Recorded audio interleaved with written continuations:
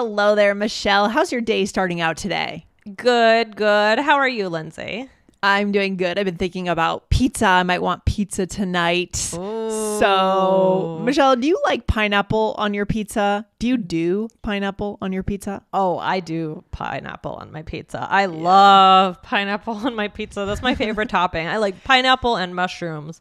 And then just wow, that's a strange combination. Is it? Maybe. I don't know. It seems weird. I feel like most people do pineapple and ham, but I don't fit you into any box, Michelle, of being typical. Yeah, so I like that you're being creative with you. How about you? Do you do pineapple on your pizza?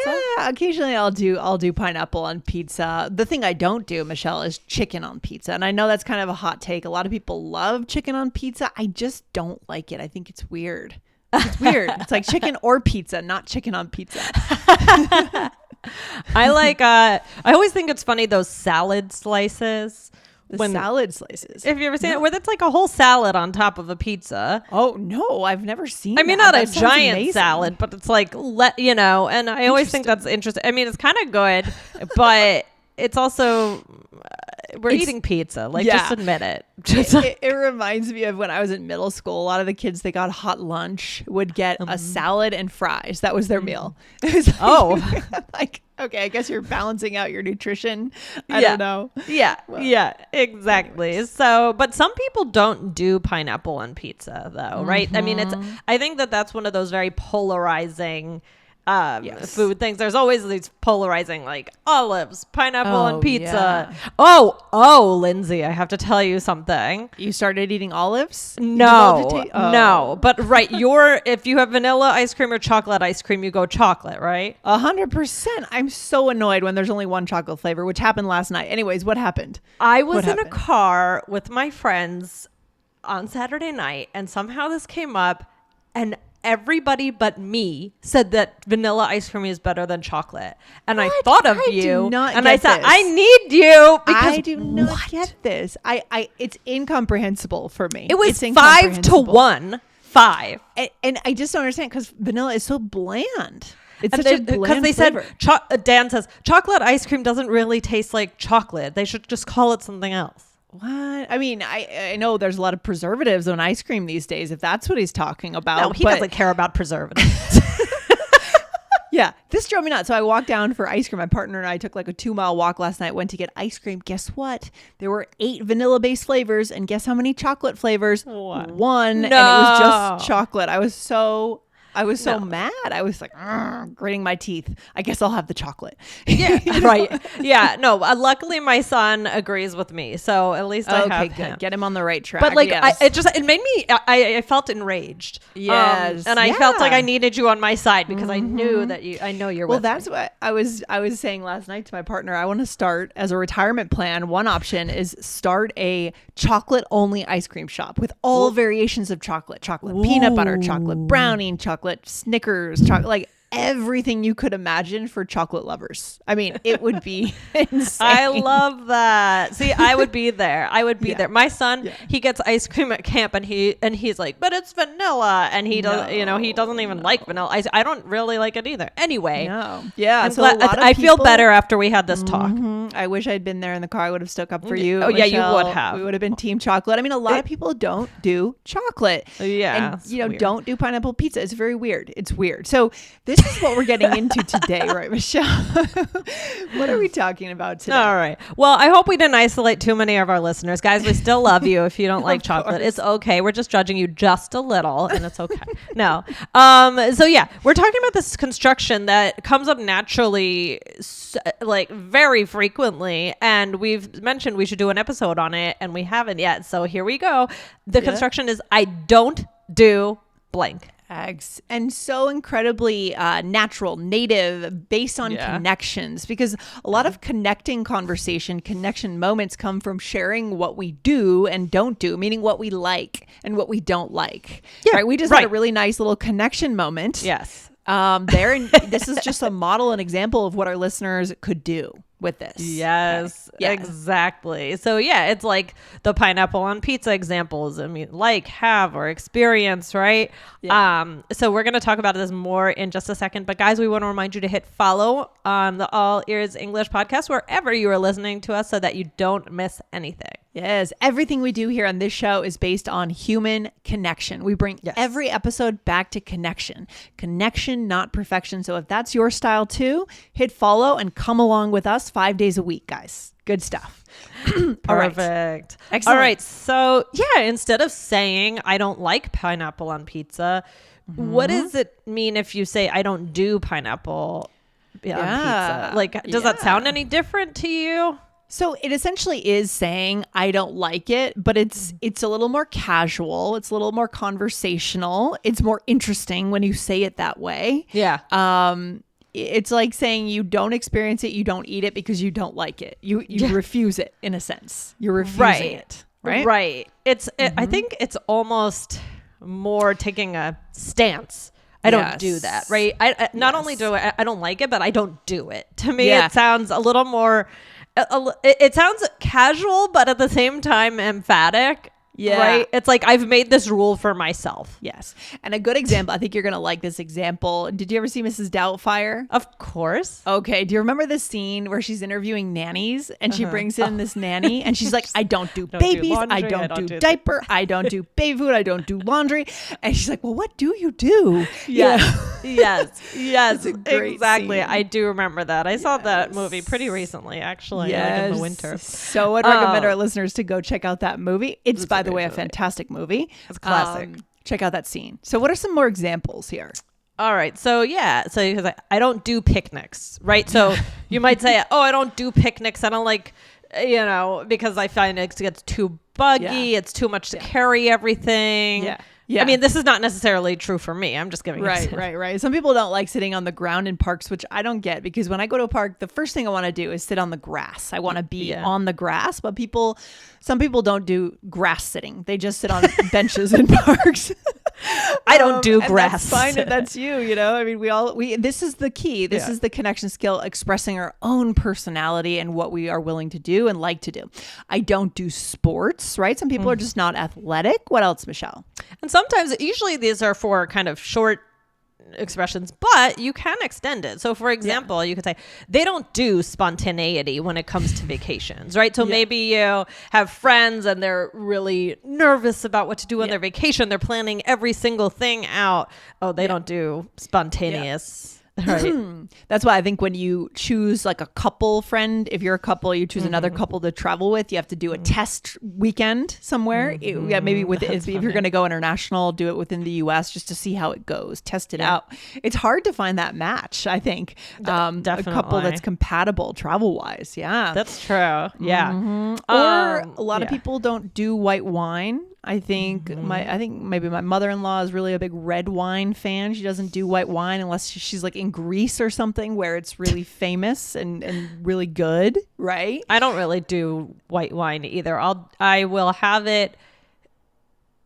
I don't know. It's fine. I mean, if that's all they have and I want a glass of wine, I would have it, but I don't typically do white wine. I'd never just pick up a white wine from the store. Got it. And what else, Michelle? Last example, I don't do house parties. So maybe you don't go to house parties, you don't host them. Yeah, for sure.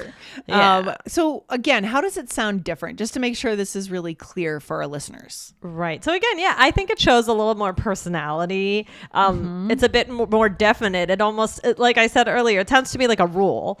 A rule for someone. And Lindsay, I think when this came up once, you mentioned The Devil Wears Prada, right? I remember you mentioning that it made you think of Meryl Streep. I don't know. Probably because she may have had one of those scenes too, right? Where she's like, I don't do this, I don't do that. Yeah, who knows? I can't think of that scene. I can't either. I have to watch that movie. I think there's a new Devil Wears Prada coming out or something, like an updated version. I feel like I saw that somewhere. Really? Yeah, I'll have to double check on that and report back to our audience. Okay. But it could be fake news. I want to make sure I'm not getting wrong information, but I feel like I saw a headline somewhere. I hope that's true. What a fantastic fantastic movie. That would be great. So, Lindsay, do you say this? Do you do? I don't It's know. fine. Wait, okay, I'm sorry. That was, Do you do the phrase do? do you do the phrase do? I mean, I do sometimes, Michelle. It's kind of fun because what this is about is building an identity. And, you know, sometimes it's fun to show our identity based on what we're willing and want to do and like.